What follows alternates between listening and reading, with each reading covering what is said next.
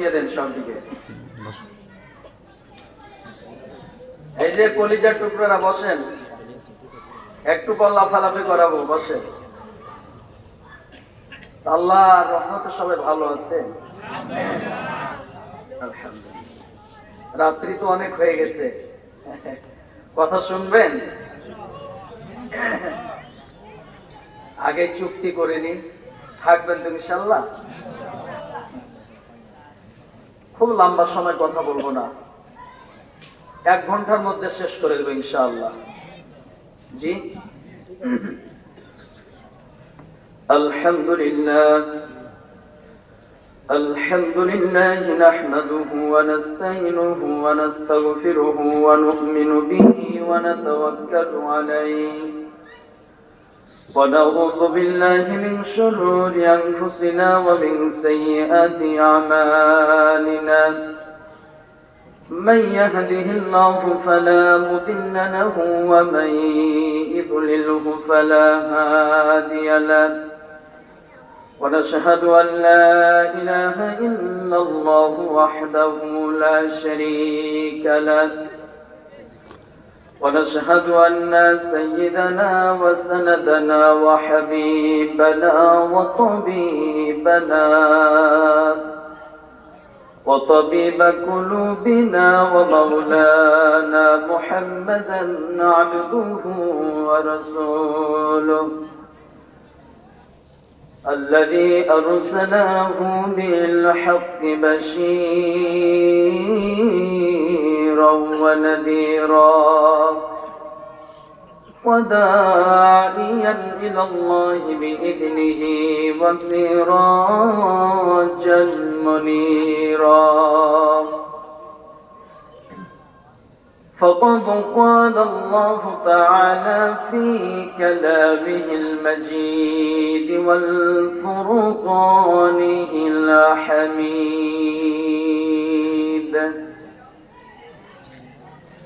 وسيق الذين كفروا إلى جهنم زمرا حتى إذا جاءوها فتحت أبوابها وقال لهم خزنتها ألم يأتكم رسل منكم يتلون عليكم آيات ربكم وينذرونكم لقاء يومكم هذا؟ قالوا بلى ولكن حقت كلمة العذاب على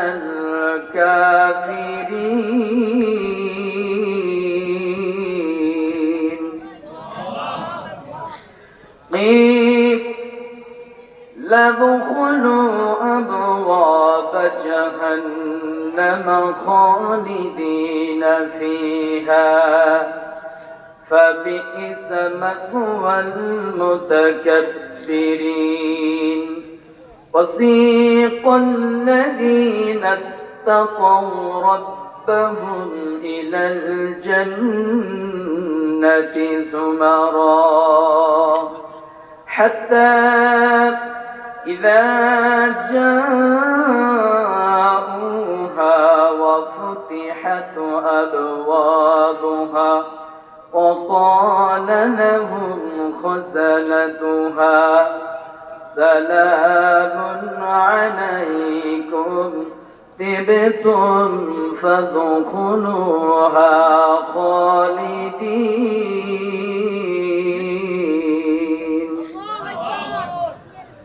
বিতাড়িত মারদুদ শয়তান থেকে আল্লাহ পাকের কাছে আশ্রয় চেয়ে আমরা পড়ছি, সকলে পড়েন আমার সাথে: আউযু বিল্লাহি মিনাশ শাইতানির রাজীম। বিসমিল্লাহির রাহমানির রাহিম। ইন্নাল্লাহা ওয়া মালাইকাতাহু يصلون على النبي يا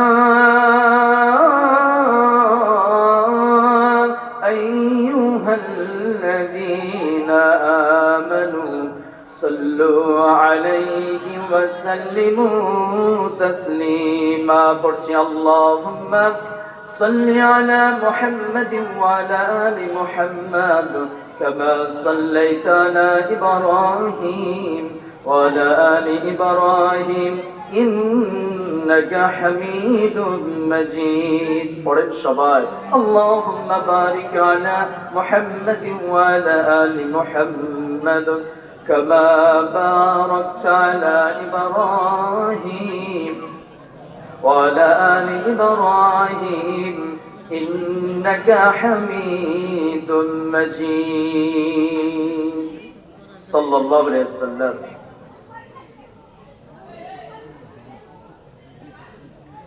কমলাকান্তপুর উত্তরপাড়া আপনাদের হৃদয়ের প্রতিষ্ঠান। এই প্রতিষ্ঠানকে কেন্দ্র করেই একদিন ব্যাপী এই তাফসীরুল কুরআন মাহফিলে সম্মানিত সভাপতি সাহেব, উপস্থিত হযরত উলামা ইকরাম, আমার সামনে উপবিষ্ট পৃথিবীর সমতুল্য মুরব্বে নিজাম, ডানে বামে বসে আছেন আমার শ্রদ্ধের জন প্রিয়জনেরা, অনেকের মুখই প্রায় পরিচিত, এবং আমার সমবয়সী আমার যুবক ভাইয়েরা, পর্দার অন্তরালে প্রিয়তমা শ্রদ্ধেয়া আমার সম্মানিতা মা ও বোনেরা, আল্লাহ পাকের দরবারে শুকরিয়া আদায় করছি, বান্দা হিসাবে নৈতিক দায়িত্ব গ্রহণ করছি যে আল্লাহ পাক আমাদের শ্রেষ্ঠ রূপ দিয়ে, শ্রেষ্ঠত্ব দিয়ে, শ্রেষ্ঠ মর্যাদা দিয়ে যিনি আমাদেরকে পৃথিবীতে পাঠিয়েছেন, ওই আল্লাহ পাককে সাক্ষী রেখে এই গভীর রজনীতে আল্লাহ পাকের দরবারে শুকরিয়া আদায় করছি। আমরা সকলে অন্তরের স্থল থেকে আওয়াজকে দৃঢ় করে উঁচু করে বলছি আলহামদুলিল্লাহ। আবারও বলছি আলহামদুলিল্লাহ। ঘুম শেষ ইনশা, কথা বেশি বলবো না, কষ্ট দিব না ইনশাআল্লাহ। তারপরে নবীজির শানে দুরূদ ও সালাম মদিনাতুল মুনাওয়ারার উদ্দেশ্যে প্রেরিত করছি।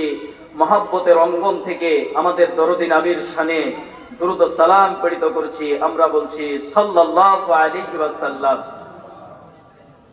এই পাশে যারা এত লাফালাফি করছে, লাফালাফিকে ধরে আনতে পারবেন? এদেরকে স্বাভাবিকভাবে ধরে হবে না, ওই যে ভুয়া পিস্তল আছে না, পিছন দিকে ধরে এমনি দৌড়াইবে, বুঝেন নাই?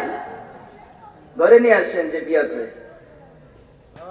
তো যা আল্লাহ পাকের কালাম থেকে আয়াতে কারিমা তেলাওয়াত করেছি। আমরা সকলেই এই বিষয়ে আমরা একমত যে আমরা অতীতে পৃথিবীতে ছিলাম না। কি কথা ঠিক কিনা? আমার সাথে একটু কথা বলবেন, অল্প সময় কথা বলবো, শেষ করে দেবো ইনশাআল্লাহ। এক সময় পৃথিবীতে ছিলাম না, বর্তমানে আছি, ভবিষ্যতে থাকবো না। এখন এ কথাটি যে বললেন, অথবা আমরা বলছি যে ভবিষ্যতে আমরা থাকবো না, একটুকু চিন্তা করছি আমাদেরকে কোথায় নিয়ে যাওয়া হবে। এত স্বাদের জীবন আর এত স্বাদের যৌবন সব কিছু বিপন্ন হয়ে যাবে, বিনষ্ট হয়ে যাবে, নষ্ট হয়ে যাবে, অস্তিত্বহীন হয়ে যাবে। পৃথিবীতে আর কোন সমাজে আমার নাম কেউ নিবে না। কি বলে, নিচ্ছে নাকি? এই যে যারা চলে গেছে, ইনারা চলেই গেছে, আমরাও সামনে চলে, এতে কোনো সন্দেহ নেই। দেয়ার ইজ নো ডাউট, কোনো সন্দেহ নেই। তো আল্লাহ পাক যে আমাদেরকে পাঠিয়েছে, আমরা যে দুনিয়াতে এসেছি, আল্লাহ পাক আমাদেরকে পাঠিয়েছে, তো আল্লাহ পাকের একটা উদ্দেশ্য আছে না নেই? কি বলেন, আছে না নাই? আছে। কারণ আমরা যারা পৃথিবীতে এখন বান্দা হিসাবে পরিচয় পেয়েছি, এত সুন্দর রূপ দিয়ে কে পরিচয় করে দিয়েছেন? চিৎকার মেরে বলেন, কে করে দিয়েছে? আল্লাহ। এই যে আমরা এখানে যারা বসে আছি প্রায় সুস্থ মানুষ, 2 চোখ সুস্থ, 2টি কিডনি সুস্থ, 2 হাত সুস্থ, 2 পা সুস্থ, ব্রেন পাওয়ার, নলেজ পাওয়ার সুস্থ রেখেছে মালিককে আল্লাহ। কিন্তু মাঝে মাঝে বিকলাঙ্গ, প্রতিবন্ধী আল্লাহ পাক দেয় নাই? কি বলেন, দিয়েছি কি দেয় নাই? এই বিষয়ে আজকে কথা বলবো, শুনবেন তো ইনশাআল্লাহ। একটু ঘুম ছেড়ে 3টি তাকবীর দিয়ে শুরু করব। দেখি, নারে তাকবীর, নারে তাকবীর, নারে তাকবীর, আলহামদুলিল্লাহ। তাহলে এই কথার প্রতি ঈমান আনছি যে অতীতে আমরা কেউ ছিলাম না, বর্তমানে আছি, ভবিষ্যতে থাকবো না। কিন্তু এমন একদিন আসবে যেই দিন আমাদেরকে হাঁকিয়ে নিয়ে যাওয়া হবে। কি করে নিয়ে যাওয়া হবে? হাঁকানো বুঝেন চাপাইয়ের ভাষায়? হাঁকিয়ে নিয়ে যাওয়া। তো 2টি স্থান থাকবে, একটি জান্নাত আর একটি জাহান্নাম। হাঁকিয়ে নিয়ে যাওয়া হবে। কোরআনুল কারীমে ওয়াসিক শব্দ এসেছে। কি শব্দ? ওয়াসিক। ওয়াসিক মানে হাঁকানো। তাহলে হাঁকানোর জন্য শর্ত কি? পিছনে রাখাল লাগবে কি লাগবে না? কি বলেন, লাগবে কি লাগবে না? গরু সামনে থাকে আর রাখাল পিছনে থাকে। তো আমরাও একদিন এমন একটি স্থানে উঠে যাব যেই দিন এত লম্বা হবে।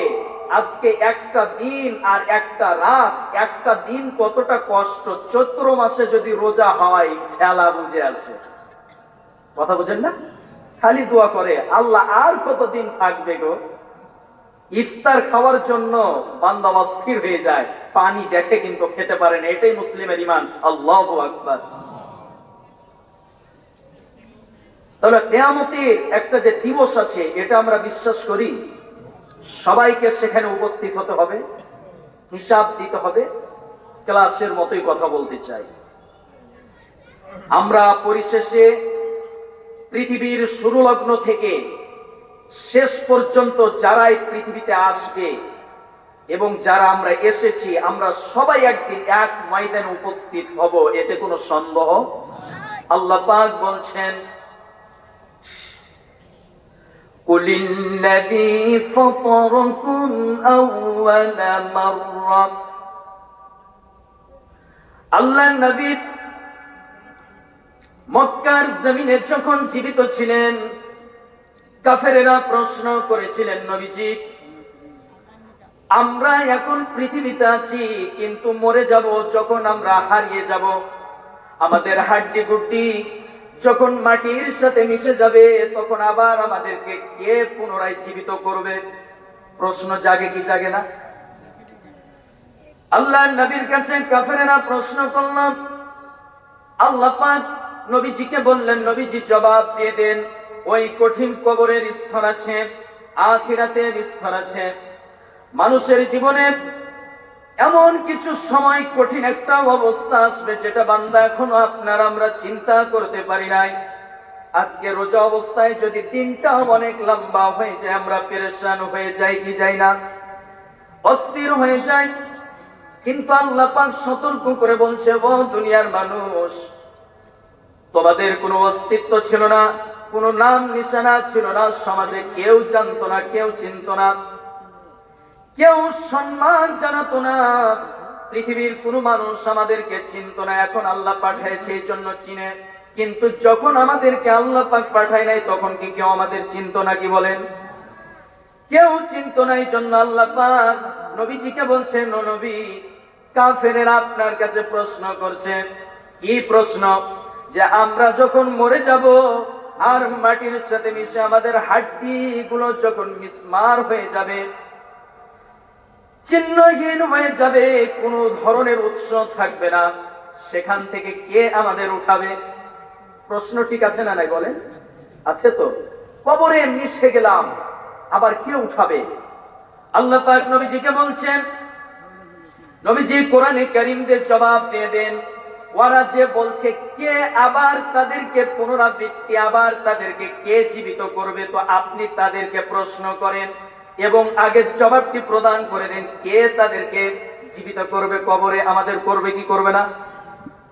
আল্লাহ পাক বলছেন, নবীজি বলেন, কুলিল্লাযী ফাতারাকুম আউওয়ালা মাররা। আপনি বলে দেন প্রথমবার প্রথম স্তরে যে স্রষ্টা অস্তিত্বহীন থেকে তোমাদেরকে এত সুন্দর স্ট্রাকচার, এত সুন্দর কাঠামো তৈরি করে যিনি তোমাদেরকে পৃথিবীতে বানাইছে, পৃথিবীতে পাঠাইছে, যখন তোমাদের কোনো অস্তিত্ব ছিল না, কেউ পৃথিবীতে পাঠাইতে পারে নাই, ওই মহান স্রষ্টা অস্তিত্বহীন থেকে সুন্দর অস্তিত্ব যিনি তোমাদেরকে এত সুন্দর কাঠামো দিয়ে অস্তিত্ব দিয়ে যিনি তোমাদেরকে পৃথিবীতে পাঠিয়েছে, ওই স্রষ্টা আবার তোমাদেরকে পুনরায় জীবিত করবেন। বলেন সুবহানাল্লাহ।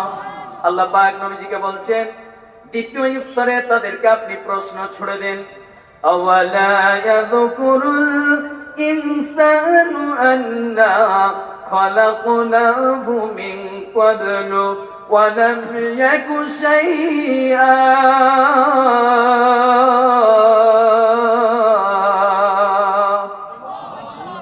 ও নবী আপনি বলে দেন, ওরা প্রশ্ন করছে, প্রশ্নগুলো আল্লাহর বান্দা একটু কোরআনুল কারীম থেকে বুঝে নেন।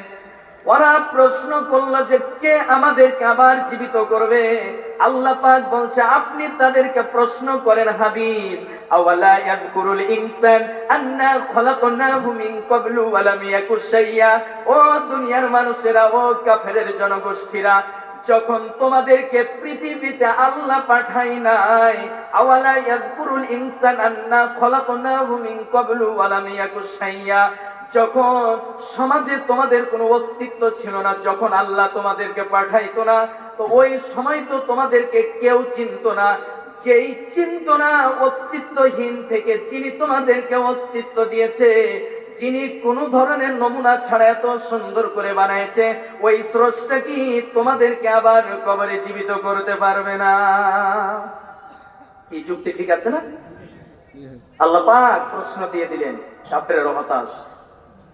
তো আমরা এই জন্য বলছি আমাদের পরিশেষের জীবন একটা মারাত্মক জীবন আছে। আজকে আমাদের মৃত্যু হচ্ছে, এটা আমরা শুধু দেখতে পাচ্ছি যে মানুষটি মরে গেল, কিন্তু মৃত্যু নামক যে একটি বস্তু আছে এটা কি কেউ দেখতে পাচ্ছি? কি বলেন, পাচ্ছি? মৃত্যু নামক একটি বস্তু আছে না? এই যে স্বপ্নের মধ্যে দেখেন না, হেঁটে জঙ্গলে দৌড়াচ্ছে, আবার ভয়ও পাচ্ছি, শরীরও ঘেমে যাচ্ছে, যাই কি যাই না? আরে রুহুটা তো আপনার আমার বডির মতোই, এই জন্য তো আমরা ভয় পাই, বুঝেন না? তো এমন একটা দিন আসবে, বান্দার যদি জান্নাতের ফয়সালা হয়ে যায়, ওই মৃত্যু নামক বস্তুটাকে চিরজীবনের মতো পুলসিরাতের রাস্তার প্রথম অংশে জবহ করে দিবে, তারপরে জান্নাত আল্লাহ পাক নসিব করে দিবে, আর কোনোদিন জান্নাতের সময়সীমা শেষ হবে না। জান্নাতে কত বছরে থাকবেন আর বুড়া হওয়ার সুযোগ?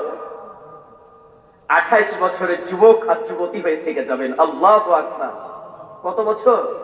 দ্বিতীয় বর্ণনা 32 বছরের যুবক আর যুবতী হয়ে থেকে যাবেন, আর জীবনের সেখানে হায়াত বাড়বেও না কমবেও না। কেন বলছি?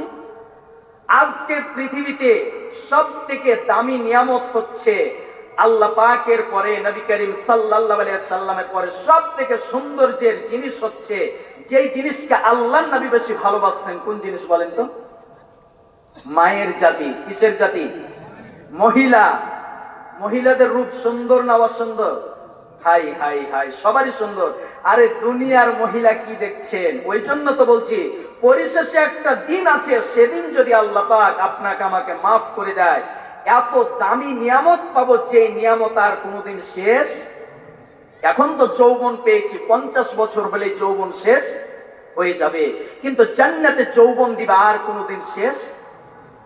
আজকে আল্লাহ পাক এই জন্য বলছি পরিশেষে একটি জীবন আছে। এই জন্য আল্লাহ পাক কোরআনুল কারীমে অসংখ্য জায়গায় বলেছেন, তার মধ্যে আল্লাহ পাক বলছে, ও দুনিয়ার মানুষ, ওয়াল আখিরাতু খায়রুন ওয়া আবকা, এই দুনিয়ার তুলনায় আখিরাতের জীবন সব থেকে উৎকৃষ্ট এবং দামি। এই কথা কেন আল্লাহ পাক বললেন? দুনিয়ার মানুষকে আল্লাহ পাক বলছে, ও দুনিয়ার মানুষ, আজকে দুনিয়াতে যে নারী চেহারা দেখে, যৌবন দেখে, সৌন্দর্য দেখে একজন যুবক সহ্য করতে পারে না, আল্লাহ পাক বলছে কি সৌন্দর্য দেখছো, এটা তো জান্নাতের নমুনা স্বরূপ দুনিয়াতে মায়ের জাতিকে দিয়েছি। জান্নাতি নারীরা এত সুন্দর হবে, এই পৃথিবীতেও যেমন সবাই লম্বা নারী চয়েস করে, জান্নাতে আল্লাহ পাক প্রত্যেক স্ত্রীদের 60 হাত লম্বা করে দিবেন। আজকে যদি একজন মায়ের চুল কোমর পর্যন্ত হয়, বান্দা অস্থির হয়ে যায়, কি দেখলাম, মাথায় খারাপ, বলে কিনা? ও যুবক, আজকে মনে করেছি কি দেখে নিলাম, কোমর পর্যন্ত তুমি চুল দেখে পাগল হয়ে যাচ্ছ। আল্লাহ পাকের সন্তুষ্টি আর আল্লাহ পাকের ইবাদত যথারীতি আপনি আমি যদি করে যেতে পারি, জান্নাতের মধ্যে যে 60 হাত লম্বা স্ত্রী আল্লাহ পাক দিবে, ওই স্ত্রীদের চুল হবে একবারে গুল্লা পর্যন্ত। বলেন আল্লাহু আকবার।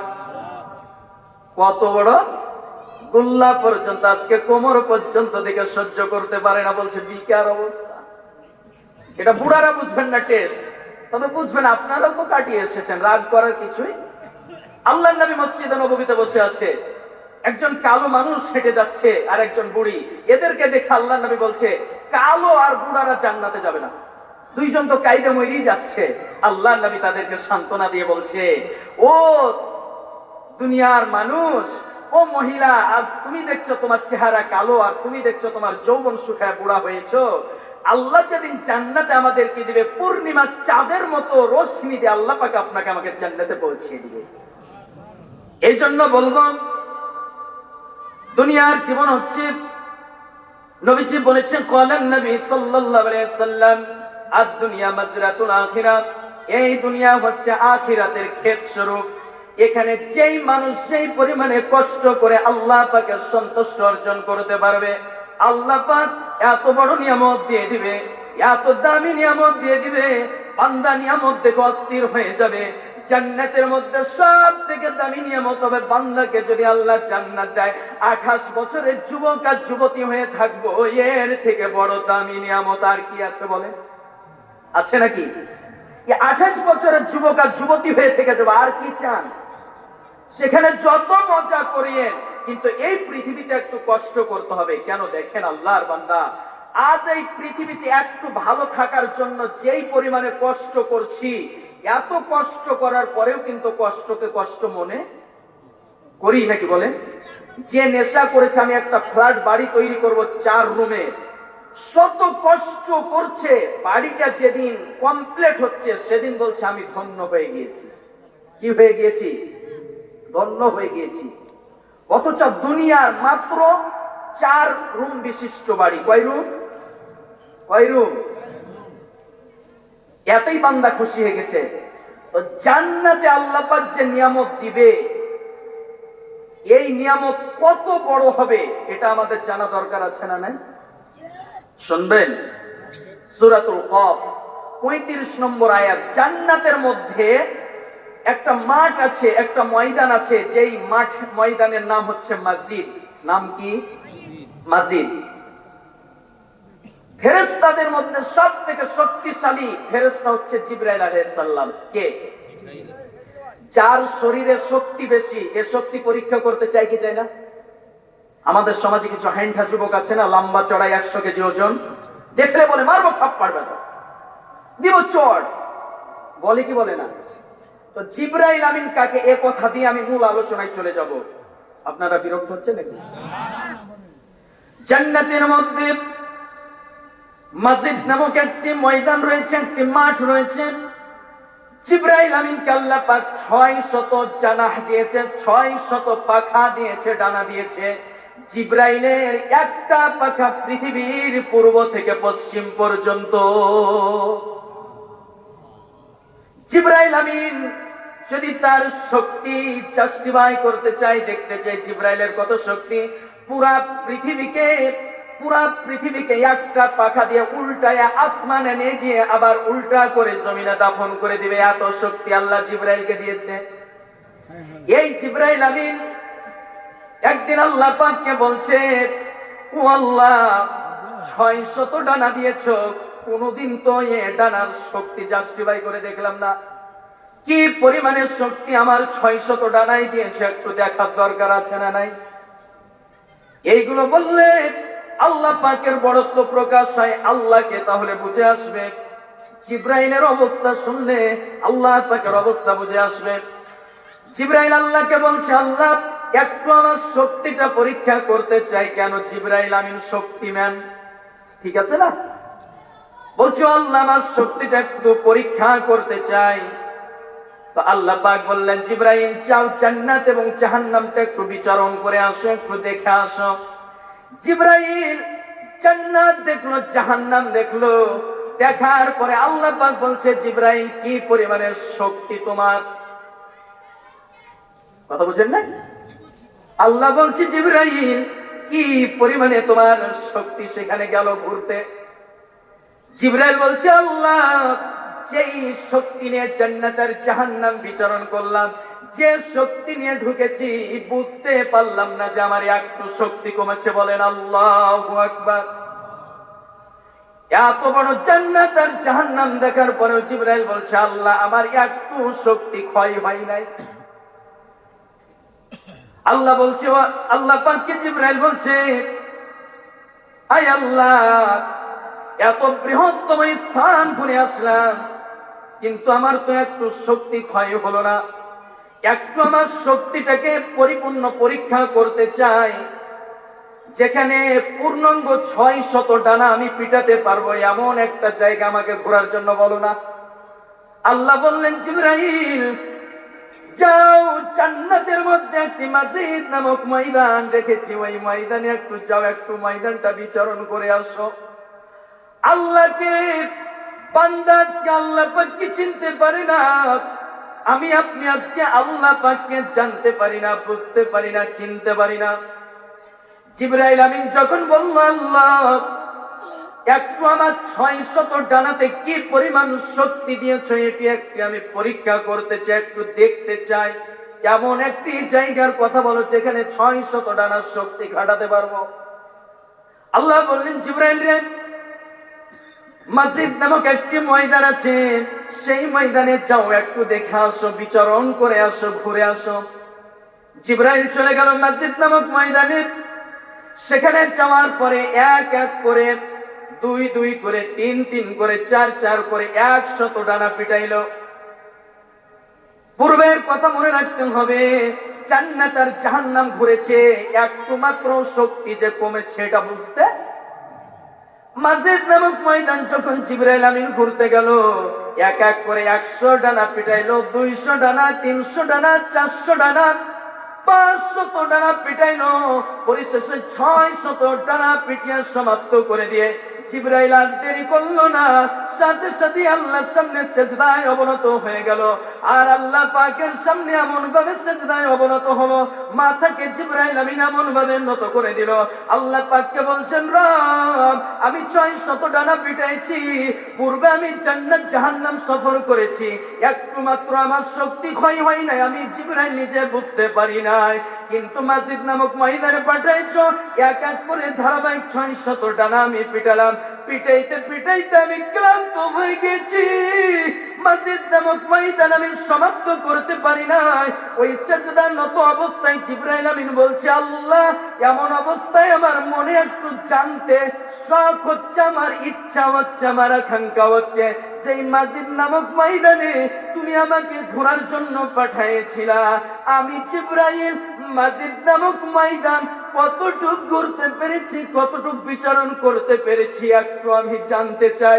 সেজদারত অবস্থায় আল্লাহকে যখন এমন কথা বলছে, আল্লাহ বলছে, জিবরাইল জান্নাত ঘুরেছো, জাহান্নাম ঘুরেছো, বিন্দু পরিমাণ তোমার শক্তি খনন হয় না, তুমি শক্তি খনন করো নাই, কিন্তু মসজিদ নামক ময়দানে গিয়ে ধারাবাহিক তুমি এক এক করে 600 ডানা তুমি পিটাইয়া সমাপ্ত করে দিয়েছো।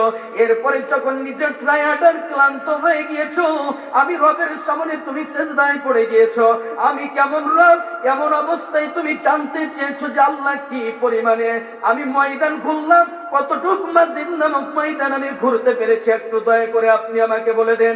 এমন অবস্থায় আল্লাহ পাক জিবরাইলকে বলছেন, জিবরাইল মসজিদ নামক ময়দানে 600 ডানা পিটাইছো, তবে মসজিদ নামক ময়দানে এর এক অংশ তুমি শেষ করতে পারো নাই। চিৎকার মেরে বলেন আল্লাহু আকবার, বলেন আল্লাহু আকবার।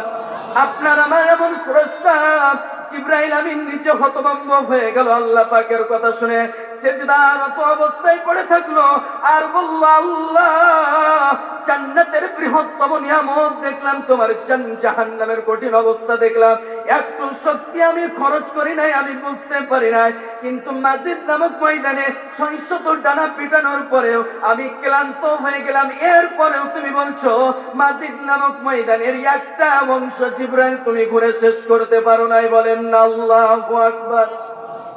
তাহলে আল্লাহর বান্দা বলেন, ওই জান্নাত কত বড় নিয়ামত আপনি জানেন নাকি? এই কথা যদি বুঝতে হয় আমাদের এখন হাদিসে ঢুকতে হবে, বুঝবেন কিনা? কি বুঝা লাগবে না? আন আবি হুরায়রা রাদিয়াল্লাহু তাআলা আনহু قال قال رسول الله صلى الله عليه وسلم في حديث الشفاعة فيقول الله تعالى يا محمد ادخل الجنة من أمتك من لا حساب عليه من باب الأمين من أبواب الجنة وهو شركاء الناس فيما سوى ذلك من الأبواب والذي نفس محمد بيده أن ما بين المصرين من مصانع الجنة لكما بين مكة وهجرا أو كما بين مكة وهجرا أو كما بين مكة وبصرى বলেন আল্লাহু আকবার। এমন নবীর উম্মত হয়েছি, পুরা যে জান্নাত আর জাহান্নামের কথা শুনছি আল্লাহ পাক উম্মতে মুহাম্মাদের জন্য বানায়েছে। বলেন আল্লাহু আকবার। আল্লাহর বান্দা বান্দি, ও আমার পর্দার অন্তরালের মা, ও আমার বাবাজিরা, ও আমার যুবক ভাইরা, দুনিয়ার জীবনে যদি একটু কষ্ট করে নিতে পারি, ওই মাজিদ নামক ময়দানে আমাদেরকে যেতে হবে না, যেখানে জিবরাইল ক্লান্ত হয়ে গিয়েছে। জান্নাতের উপমা, জান্নাতের নিদর্শন যদি আপনি আমি দেখতে চাই, জান্নাত কত বড় নিয়ামত আল্লাহ পাক করেছেন জানেন নাকি? আল্লাহর নবী বলছেন, আও কামা বাইনা মক্কা ওয়া বসরা, আল্লাহ পাক জান্নাত কত বড়, জান্নাতের ভিতরটা কত বড় হবে, ওই ভিতর জানার আগে জান্নাতের দরওয়াজা দেখতে হবে। কি দেখতে হবে? জান্নাতের দরওয়াজা আল্লাহ পাক এত বৃহত্তম করে বানাইছে, একটা জান্নাতের দরওয়াজা আল্লাহ পাক 1260 কিলোমিটার প্রশস্ত করে দিয়েছেন। বলেন না সুবহানাল্লাহ। জান্নাতে একটা দরওয়াজা কত কিলোমিটার? 1260 কিলোমিটার দরওয়াজা। এখন বলেন, আমাদের ঘরের দরওয়াজা বড় না ঘর বড়? কি ঘর বড় না? দরজার তুলনায় ঘর মিনিমাম 40 গুণ বড় হিসাব করলে, ঠিক আছে না? তাহলে জান্নাত কত বড় হবে? এই জান্নাতটা আল্লাহ পাক, অন্য নবীর উম্মত তো অল্প, আল্লাহ পাক আপনাদের আমাদের প্রতি দয়া করে 80 কাতার উম্মতকে আল্লাহ পাক জান্নাত নসিব করে দিবেন। কত কাতা? এটাকে বানিয়ে বললাম নাকি? আন বুরাইদা রাদিয়াল্লাহু তাআলা আনহু قال قال رسول الله صلى الله عليه وسلم أهل الجنة 20 صف 80 منها من هذه الأمة و40 من سائر الأمم। বলেন আল্লাহু আকবার। হযরত বুরাইদা রাদিয়াল্লাহু তাআলা আনহু তিনি এই হাদিসের রাবী, তিনি বলেন কিয়ামতের দিন বাবা আদম থেকে নিয়ে মুহাম্মদ সাল্লাল্লাহু আলাইহি ওয়াসাল্লাম এতগুলো উম্মতের, এতগুলো নবীদের উম্মত, জান্নাতীদের কাতার হবে 120টি। কতটি? 63 73 কাতারের হাদিস না এটা, শুধু জান্নাতীদের কাতার হবে কতটি? 120টি। এর মধ্যে মুহাম্মদ সাল্লাল্লাহু আলাইহি ওয়াসাল্লাম বলছে, আমি একা নবীর উম্মত হবে 80 কাতার কিয়ামতের দিন। আল্লাহু আকবার। ওয়া 40 মিন সাইরিল উমাম, আর বাবা আদম থেকে নিয়ে ঈসা নবী পর্যন্ত লক্ষ নবীর উম্মত হবে মাত্র 40 কাতার। কি 40 কাতার? কিন্তু পরিশেষে একটা দিন আছে, এটা যদি ফ্রেশ করে নিতে পারি তাহলে আল্লাহ পাক এত দামি প্রতিদান দিবে, বান্দা যেটা চিন্তা করেও পাবে, ধারণা করতে পারবেন না। আল্লাহ পাক রব্বুল আলামিন এই জন্য কোরআনুল কারীমে বলছেন ওয়াসিকাল্লাযীনা কাফারু ইলা জাহান্নাম যুমারা। কিয়ামতের দিবসে ফেরেশতা জান্নাতীদেরকেও হাঁকিয়ে নিয়ে যাবে, আবার জাহান্নামীদেরকেও হাঁকিয়ে নিয়ে যাবে। এখানে কথাটা বুঝতে হবে, আল্লাহ পাক একই আয়াতের মধ্যে বলছেন ওয়াসিকাল্লাযীনা কাফারু ইলা জাহান্নাম যুমারা ওয়াসিকাল্লাযীনা তাকাউ রাব্বাহুম ইলাল জান্নাতি যুমারা। জাহান্নামীদের ক্ষেত্রে ওয়াসিক ব্যবহার হয়েছে, আবার জান্নাতীদের ক্ষেত্রে আল্লাহ পাক ওয়াসিক ব্যবহার করেছে। এখন এখানে বুঝতে হবে জান্নাতীদেরকেও হাঁকিয়ে নিয়ে যাওয়া হবে, আবার জাহান্নামীদেরকেও হাঁকানো হবে। এই কথার ব্যাখ্যা আছে না নাই? জান্নাতীদেরকে হাঁকানো হবে, আবার জাহান্নামীদেরকেও। এটা কেমন কথা? এটা এমন কথা, মনে করেন যে একজন বন্ধুর সাথে 10 বছর পর সাক্ষাৎ হয়েছে, বাড়িতে পেয়েছে। তখন বন্ধু কি বলে? বন্ধু যদি বলে আমি একটু পরেই চলে যাব, তখন বন্ধু বলে যে বন্ধু তুমি যাই বলো, আজকে যখন তোমাকে পেয়েছি আর ছাড়বো? কথা বলেন না, ছাড়বো না। কিন্তু যদি পুলিশ একজন সন্ত্রাসকে ধরে, আর খুঁজতে খুঁজতে যদি সন্ত্রাসকে পেয়ে যায়, আর ওই যদি বলে ধর্মের দোহাই লাগে ভাই আজকে আপনি ছেড়ে দেন আমাকে, তো পুলিশ কি বলবে? বেটা তোকে যখন পেয়েছি তোকে আর ছাড়বো? কথা একটাই, বন্ধু বলল তোমাকে যখন আজ পেয়েছি তোমাকে আমি ছাড়বো। কিন্তু পুলিশ যখন সন্ত্রাসকে পেয়েছে তখন বলছে আজ তোমাকে ছাড়বো না। তো দুই ছাড়ার মধ্যে আসমান জমিন ডিফারেন্স আছে না নাই? আল্লাহর নবী সাহাবায়ে কেরামকে বলছেন কিয়ামতের দিন জান্নাতীদেরকে হাঁকিয়ে নিয়ে যাওয়া হবে, জাহান্নামীদেরকে হাঁকিয়ে নিয়ে যাওয়া হবে। জাহান্নামীদেরকে জাহান্নামের দিকে নিয়ে যাওয়া হবে, জান্নাতীদেরকে জান্নাতের দিকে নিয়ে যাওয়া হবে। তবে জান্নাতীদেরকে এত আদর করে যত্ন করে নিয়ে যাওয়া হবে, এত সুন্দর করে বন্ধু বুকে চাপ দিয়ে দিবে, আর আল্লাহ পাকের পক্ষ থেকে সালাম আসবে, সালাম আসবে। শুধু আল্লাহ পাক বলবে শান্তি আর শান্তি। জান্নাতীদেরকেও হাঁকানো হবে, তবে তাদের হাঁকানোটা হবে মহাব্বতের হাঁকানো। কিসের হাঁকানো? মানে উনারা যখনই তাদেরকে হাঁকানো হবে, যখন ফেরেশতা তাদেরকে নিয়ে যাবে, কোন দিকে হাঁকিয়ে নিয়ে যাবে? জান্নাতের দিকে। আর জাহান্নামে যখন হাঁকাইবে তখন জাহান্নামীদেরকে জাহান্নামের দিকে হাঁকিয়ে নিয়ে যাওয়া হবে। তো পরিণাম দুইটা ভয়ানক তো হবে না? জান্নাতীরা তো সুসংবাদ, তারা তো ধন্য, আর জাহান্নামীদের পরিণাম বড় কঠিন না? কি বলেন, কঠিন কিনা? এই জন্য উপস্থিত হাজিরিন, ইসলাম প্রিয় তাওহীদি জনতা, এই কথাটি বলবো, এই পৃথিবীটা হচ্ছে, এই পুরা সমগ্র দুনিয়াটা হচ্ছে আখিরাতের ক্ষেত। কিসের ক্ষেত? আখিরাতে। এমন একটি দিন আসবে, এমন একটি সময় চলে আসবে, মানুষ অস্থির হয়ে যাবে। আল্লাহ পাক সেই কঠিন দিনের ব্যাপারে বলছেন মিকদারুহু 50,000 সানা। যেদিন কিয়ামত অনুষ্ঠিত হয়ে যাবে, একটা দিন হবে 50,000 বছরের সমান। মানুষগুলো অস্থির হয়ে যাবে। তবে সুসংবাদ আল্লাহর নবী দিচ্ছে, কিয়ামতের একটা দিন হবে 50,000 বছরের সময় সমান হবে। তবে ঈমানদারদের জন্য এই 50,000 বছরের সময়টা কত অল্প হবে। আল্লাহর নবী বলছে জোহর থেকে আসরের আজান পর্যন্ত, এর মধ্যে ঈমানদারদের জন্য 50,000 বছর অতিবাহিত হয়ে যাবে। বলেন সুবহানাল্লাহ। এত লম্বা সময় ঈমানদারেরা বিজলির গতি পার হয়ে যাবে। পুলসিরাত তারা বুঝতে পারবে না, কিয়ামতের ময়দানও তারা বুঝতে পারবে না।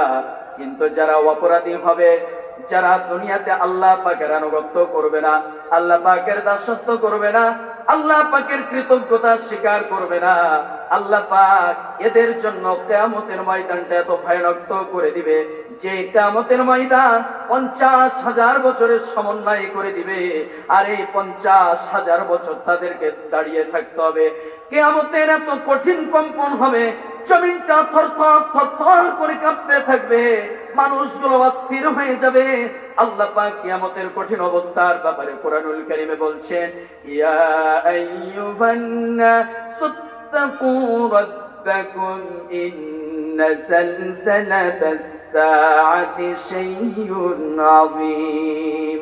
আল্লাহ পাক নিজে সতর্ক করছেন, ও দুনিয়ার মানুষ, আপনারা নিজেদের আত্মাকে, নিজেদের নফসকে কিয়ামতের কঠিন কম্পন থেকে বাঁচান। কেন কিয়ামতের কম্পন হবে মারাত্মক কম্পন। কেমন কম্পন? আল্লাহ পাক পরবর্তী আয়াতে বলছেন, ইয়াউমা তারাউনাহা তাযহালু কুল্লু মুরদিআতিন আম্মা আরদাআত। এই পৃথিবীর মধ্যে সব থেকে মায়ের কাছে তার সন্তান হচ্ছে সব থেকে জানের জান। মা নিজের জীবনটাকে বিপন্ন করে দিবে, নিজের জীবনটাকে শেষ করে দিবে, এরপরেও সন্তানকে বাঁচায় রাখবে কি রাখবে না? বলেন না, কে রাখবে কি রাখবে না? বাঁচায় রাখবে। অথচ আর কিয়ামতের কম্পনের ব্যাপারে আল্লাহ পাক বলছে, ইয়াউমা তারাউনাহা তাযহালু কুল্লু মুরদিয়াতিন আম্মা আরদাআত। স্তন্যদায়িনী মা, যে মা তার সন্তানকে নিজের বুকের দুধ পান করাতো, ওই সন্তানের কথাও কিয়ামতের অবস্থা দেখে মা ভুলে যাবে। ওয়াতাদাউ কুল্লু যাতি হামলিন হামলাহা। এই কথা বলে আল্লাহ পাক শান্ত হন নাই। পরবর্তীতে বলছেন, গর্ভধারিণী মহিলা, যেই মায়ের জাতি নিজের সন্তানকে নিজের গর্ভে ধারণ করে রাখে, কিয়ামতের কম্পন দেখে গর্ভ খসে পড়ে যাবে, কোনো ধরনের খেয়াল থাকবে না। এরপরে আল্লাহ পাক বলছেন, ওয়াতারান নাসা সুকারা ওয়া মা হুম বিসুকারা। মানুষ একে অপরকে দেখে মনে করবে এরা পাগল হয়ে গেছে, মাতাল হয়ে গিয়েছে। অথচ আল্লাহ পাক ধমকি দিয়ে বলবেন, ওয়া মা হুম বিসুকারা। এরা পাগল হয় না, মাতাল হয় না, এরা মদ পান করে নাই। আল্লাহ পাক তখন জবাব দিয়ে বলবে, এদের আসল কারণ হচ্ছে ওয়ালাকিন্না আযাবাল্লাহি শাদীদ। আসল কারণ হচ্ছে কিয়ামতের কঠিন কম্পন, কিয়ামতের মারাত্মক তেজস্বী আওয়াজ আর কঠিন কম্পন এই কিয়ামতের ময়দানবাসীদের অন্তঃক্ষণের মধ্যে ত্রাস সৃষ্টি করে দিয়েছে। বলেন আল্লাহু আকবার। কত কঠিন অবস্থা হবে! কিয়ামতের অধিবাসীরা অস্থির হয়ে যাবে, অপরাধীরা পেরেশান হয়ে যাবে, আর বলবে, ইয়াকুলুল ইনসানু ইয়াউমাইযিন আইনাল মাফার। কিয়ামতে যারা দুনিয়াতে অপরাধ করে যাবে, তারাও কিয়ামতে সেইগুলো অবস্থা তারা দেখতে পাবে, নিজেদের কি অবস্থা হয়। ইয়াকুলুল ইনসান ইয়াউমাইযিন আইনাল মাফার। কিয়ামতের দিন অপরাধীরা বলবে, আজকে ভাগবো কোথায়, পালাবো কোথায়? আল্লাহ পাক বলবেন, কাল্লা লা ওয়াসার, কাল্লা লা ওয়াসার। আজকে ভাগবার কোনো পথ নাই, পালাবার কোনো পথ নাই। ইলা রাব্বিকা ইয়াউমাইযিনিল মুস্তাকার। আজকের এই কঠিন দিবসে একমাত্র তোমার রবের আশ্রয়স্থল অর্থাৎ আরশে আজিমের ছায়া ছাড়া অন্যত্র আর কোনো জায়গা বাকি নাই। আল্লাহ পাক দুনিয়ার মানুষকে সতর্ক করে বলছে, ও দুনিয়ার মানুষ, এই দুনিয়াতে যদি অল্প কষ্ট করে যেতে পারি, আল্লাহ পাক এত দামি নিয়ামত দিয়ে দিবে। আল্লাহ পাককে দেখার জন্য সর্বপ্রথম শর্ত হচ্ছে জান্নাত পেতে হবে। কি পেতে হবে? জান্নাত। কেন? বক্তাকে দেখতে হলে আগে স্টেজ বানাতে হবে। কথা বুঝেন নাই? আল্লাহ পাককে যদি আপনি আমি দেখতে চাই, তো আগে জান্নাত পেতে হবে। কি পেতে হবে? আল্লাহ পাকের দর্শন। কবিরা বলেছে, সবচেয়ে লজ্জাত দিদারে আল্লাহ, সব থেকে সুস্বাদু আল্লাহ পাকের দর্শন। জান্নাতের থেকেও দামি দর্শন, দামি স্বাদের বস্তু আর দামি স্বাদের খাবার হবে আল্লাহ পাককে দেখা। কি? আল্লাহর নবী মসজিদে নববীতে বসে আছেন, সাহাবায়ে কেরাম বললেন, নবীজি, কিয়ামতের দিন আমার স্রষ্টাকে আমরা কেমনে দেখবো? আল্লাহর নবী সাব্বাবা শাহাদাত আঙ্গুল তুলে আকাশের দিকে তুলে পূর্ণিমার চাঁদের দিকে ইঙ্গিত করে বললেন, তোমরা এই 15 তারিখের পূর্ণিমার চাঁদকে যেমনই দুনিয়াতে দেখতে পাচ্ছ, কিয়ামতের দিন আল্লাহ যাদেরকে জান্নাত দিবে তাদের সাথে আল্লাহ তাআলা এক ময়দানে জালসা করবে, মিটিং করবে। আল্লাহ তাআলাকে জান্নাতবাসীরা পূর্ণিমার চাঁদের থেকেও সুন্দরভাবে দেখতে পাবে। বলেন সুবহানাল্লাহ। এই দামি নিয়ামত, এই দুনিয়ার জীবন যেভাবেই থাকি না কেন, এই জন্য আল্লাহর বান্দা উপস্থিত প্রিয় তাওহীদ জনতাকে বলবো, ও আমার পর্দার অন্তরালের মা ও বোনেরা, এই দুনিয়ার জীবন একদিন শেষ হয়ে যাবে। চাই মনে করি না কেন দুনিয়ার জীবন একদিন শেষ হয়ে যাবে।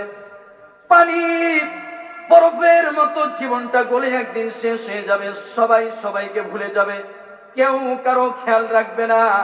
আজকে দুনিয়াতে আমরা নেতার পিছনে ছুটছি, কিন্তু কিয়ামতে কোনো নেতার খবরই থাকবে না। কি কথা কন না কেন? আজকে আমরা যাদেরকে নেতা বানাচ্ছি, আরে ভাই কত ধরনের নেতা দেখলাম আল্লাহর সাথে দুনিয়াতে চিট করছে। কথা বোঝেন না?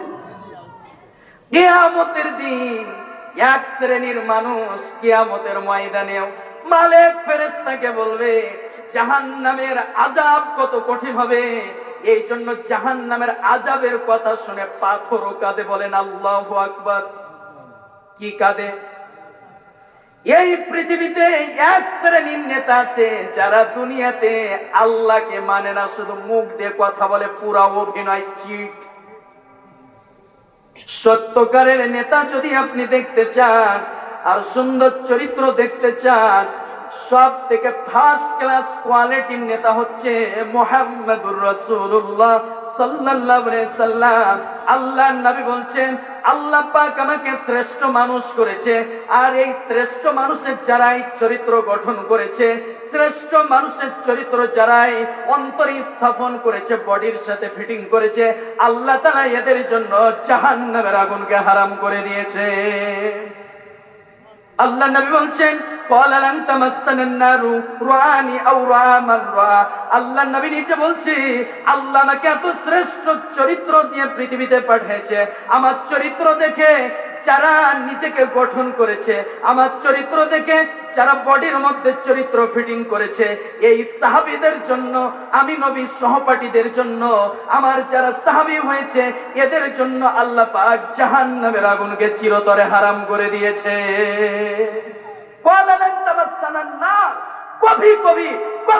কখনোই এদেরকে জাহান্নামের আগুন স্পর্শ করবে না। শুধু সাহাবাই কেরাম না, সাহাবাই কেরামকে দেখেছে তাবেঈন। কারা দেখেছে? তাবেঈন। এত শ্রেষ্ঠ তাবেঈন যারা সাহাবীদের দেখেছে, এই তাবেঈনদের জন্য আল্লাহ পাক জাহান্নামের আগুনকে হারাম করে দিয়েছে। আর আমাদের নেতার চরিত্র এত পবিত্র যে এই নেতার পাশে থাকলে অন্যরা কি পিটবে, মশা পর্যন্ত কামড়ে পিছন দিক ক্লিয়ার করে দেবে। কথা বুঝছেন না? কি কথা ঠিক না? আল্লাহর নবী কত সুন্দর মাধুর্যপূর্ণ নেতা ছিলেন, আল্লাহর নবী কত সুগন্ধময় মানুষ ছিলেন, নবীজি এত শ্রেষ্ঠ মানুষ ছিলেন। আল্লাহর নবী দুনিয়ার জীবনে যতদিন ছিলেন, এমন নেতার চরিত্র আর ক্যারেক্টার যদি বাংলার জমিনে আমরা যারা মানুষ রয়েছি, আল্লাহর নবীর চরিত্র আর নবীজির ক্যারেক্টার যদি আমরা ফিটিং করতে না পারি, অন্তরে লালন করতে না পারি, যদি বাংলার এত সুন্দর জমিনে যদি আল্লাহর নবীর চরিত্র বডিতে না লাগাইতে পারি, এই বাংলার জমিনে থাকার কোনো অধিকার নাই। কি বলেন, আছে নাকি? সবারই, আপনারা, আমরা। কিন্তু বিশেষ করে বলছি, আজকে এই পৃথিবীতে যাদেরকে নেতা বানাচ্ছি, নেতা তো বানাইতে হবে তাকে যিনি আমাকে জান্নাতের দিকে টানবে। কোন দিকে টানবে? আহারে, জান্নাতের সময়সীমা। এই জন্য বারবার বলছি, আল্লাহর বান্দা যারা উপস্থিত হয়েছেন, আমি তাদেরকে বলছি, ও উপস্থিত ইসলাম প্রিয় তাওহীদি জনতা, দুনিয়ার জীবন যদি কষ্ট করে সমাপ্ত করতে পারি, আল্লাহর নবীর আদর্শটা যদি শরীরের সাথে ফিটিং করতে পারি, এমন স্থায়ী স্থান আল্লাহ পাক দিয়ে দিবে, যার ঢোকার দরওয়াজা আছে, বের হওয়ার কোনো দরজা নাই। বলেন আল্লাহু আকবার। এই জন্য আজকের ইসলাম প্রিয় তাওহীদি জনতাকে আমি বলবো, ও ও আল্লাহর বান্দা, দুনিয়াতে যদি ভালো মানুষ হতে হয়, ভালো মানুষের সাথে সঙ্গ দিতে হবে। কি বলে? ভালো মানুষ যদি হতে চায়, ভালো মানুষের সাথে সঙ্গ দিতে হবে। ভালো মানুষের সাথে আপনি যদি সঙ্গ দেন, তাহলে না আপনি আমি ভালো হতে পারবো, তাছাড়া কি ভালো হতে পারবো? আচ্ছা বলেন তো, বন্ধু যদি ইয়াবাখোর আর চুয়ানিখোর আর মালখোর হয়, আপনাকে কোন দিকে টানবে? কোন দিকে? বলবে আরে চিপাই চ। কোথায় টানবে? চিপাই চ।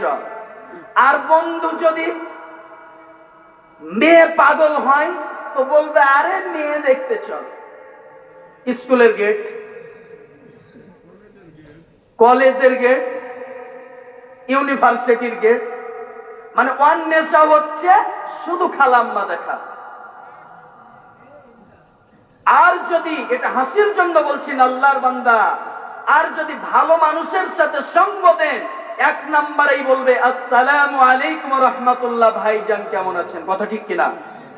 এই কথা বলার পরেই সুন্দর চরিত্রের নেতা আপনাকে অন্য কোনো কারো দিকে ডাকবে না, এক নাম্বারেই বলবে আল্লাহ আপনাকে ভালো রাখুক, চলেন ভাইজান দয়া করে আল্লাহর মসজিদে চলেন, আল্লাহকে আপনি সিজদা করেন।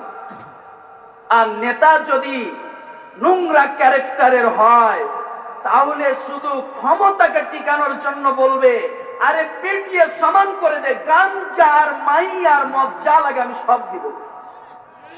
এই কথা ঠিক আছে না? বললেও ঠিক, না বললেও ঠিক। আল্লাহর নবী এত শ্রেষ্ঠ চরিত্রের নেতা ছিলেন, হযরত ওমর ইবনুল খাত্তাব মক্কার জমিনে এত শ্রেষ্ঠ চরিত্রের নেতা ছিলেন। আরে নেতা যদি আল্লাহকে ভয় করে, তার সহপাঠীরা কোনদিন সমাজে অন্যায় করতে পারবে? নেতা যদি আল্লাহকে ভয় করে, নেতার সহপাঠীরাও কাকে ভয় করবে? কাকে ভয় করবে? আল্লাহকে ভয় করবে। কিন্তু এখনকার নেতা যে হচ্ছে ইউনিয়ন পরিষদের নেতা, সে নেতা ভয় করে জেলার নেতাকে। যেটা জেলার নেতা সেটা বিভাগের ডিআইজি কে ভয় করে, আর যেটা বিভাগীয় সে মন্ত্রণালয়কে ভয় করে। আর যারা মন্ত্রণালয়ে বসে আছে তারা সবাই ভয় করে কাকে? আমেরিকাকে। কাকে? আর আমেরিকার নোংরা নেতা কাকে ভয় করে? আর পূর্ব পশ্চিম কিচ্ছু নাই, এর পূর্ব পশ্চিম কিচ্ছু নাই। মানে যার মা নাই বাপ নাই, এটা কি বলেন তো? জোরে কন্যা ভয় করছেন নাকি? আরে বাংলার মাটি, পবিত্র মাটি, লম্বা সময় পরে কথা বলার বাকরুদ্ধ আর কেউ কেড়ে নিতে পারবে না। বাংলার জমিনে যতদিন থাকবো, আল্লাহ পাক যদি ইসলামকে প্রতিষ্ঠিত করে দেয়, ইনশাআল্লাহ সমগ্র বাংলার মানুষ নিরাপদে থাকবে। আমাদের মেয়েরা নিরাপত্তায় কলেজে যাবে, স্কুলে যাবে, যুবক ইফতেজিং করতে পারবে না। বাংলার জমিনে যদি ইসলাম আছে, আমাদের আর কোনো অফিসে সুদ ঘুষ দিতে হবে না। আমাদের বাংলার জমিনে যদি ইসলাম প্রতিষ্ঠিত হয়, আমরা আর কখনো অন্যায়ের মুখে পতিত হব না। আমাদের বাংলার জমিনে যদি আমরা ইসলাম প্রতিষ্ঠিত করতে পারি, আমাদের আর পেরেশানি বহন করতে হবে না। আমাদের বাংলার জমিনে যদি ইসলাম প্রতিষ্ঠিত হয়, আমার মা বোনেরা মা বোনের স্থান থেকে সম্মান পাবে, সকলেই সকলের অগ্রাধিকার খুঁজে পাবে। আর ইসলাম যদি প্রতিষ্ঠিত না হয়, চিরজীবন গরিবদের পকেট থেকে নেতারা টাকা টানতে টানতে আমেরিকায় বাড়ি বানাবে, আর নেতারা এত বেশি বাড়ি বানাবে আর গরিবদের টাকা টানতে টানতে এত বেশি টেনে নিবে যে শুধু প্রজারা, বাংলাদেশের মানুষেরা শুধু ওই যে ঘুঁটাই বানাবে আর পাটখড়ি চাষ করবে, জীবনে কোনোদিন তারা রাজধানীর মুখ দেখতে পারবে না। কি বলেন? আল্লাহর কসম করে বলছি, জান্নাত যদি পেতে হয়, আমাদের এই বাংলার ভূমিটা 95% মুসলিম রাষ্ট্র। কি কথা ঠিক আছে না? এখানে যদি ইসলাম প্রতিষ্ঠিত আর কায়েম না হয়, ভাই আর কোথায় হবে? আর ইসলাম যদি প্রতিষ্ঠিত না হয়, তাহলে কেউ নিরাপদে থাকতে পারবো না আমরা। কথা কি বুঝতে পারছেন? যতই আপনি মসজিদের কোণাতে বসে তসবিহ টিপেন, আল্লাহ আল্লাহ চেরানো দাম হবে না। আল্লাহ আল্লাহ জিকির করার জন্য আল্লাহ আপনাকে পাঠাই নাই, এই জমিনে দিন প্রতিষ্ঠিত করার জন্য আল্লাহ পাঠাইছে। আজকে আফগানিস্তানের অবস্থা দেখছেন না কত ভালো আছে। যখন যখন কোন রাষ্ট্রের মধ্যে যখন ইসলামী আইন প্রণয়ন যখন চলে আসবে, তখন আপনার আমার মেয়েকে, কলিজার টুকরাকে আর কেউ ইফটেচিং করতে পারবে না। নিরাপদে পথ চলবে, গভীর রাতে পথ চলবে, কেউ কোনো কিছু করতে পারবে না, চোর চুরি করতে পারবে না, অফিসার ঘুষ চাইতে পারবে না, যদি ইসলাম প্রতিষ্ঠিত হয়। কারণ ইসলাম যদি হয়, চুরি বন্ধ হয়ে যাবে। এখন আমাকে কইবে হুজুর যে বয়ান দিচ্ছে যারা চোর তারা কইবে হুজুর আপনি আসছেন, আপনাকে আগে চুরি করব। বোঝার জন্য বলছি, ইসলাম যদি প্রতিষ্ঠিত হয় আমরা সকলে শান্তিতে থাকতে পারবো। না তো বামপন্থীরা শুধু আমাদের মাথায় এত চেপে বসবে যে আমাদের বাকরুদ্ধ করে দিবে। কথা বুঝেন না? নিরাপদে থাকবেন। আচ্ছা, কেন এই কথা বলছি একটু কান লাগায় কথাগুলো শুনেন। আচ্ছা, আমাদেরকে সব থেকে প্রশাসনের মধ্যে সব থেকে সার্ভিস কারা বেশি দেয় বলেন না? পুলিশ। কারা সার্ভিস বেশি দেয়? পুলিশ না? আচ্ছা, পুলিশের একটা কনস্টেবল পদে যদি 12 লক্ষ টাকা লাগে অথবা 15 লক্ষ টাকা যদি চাকরি নিতে লাগে, তো এই পুলিশ সত্যিকারে দেশপ্রেমিক হবে নাকি ঘুষ প্রেমিক হবে?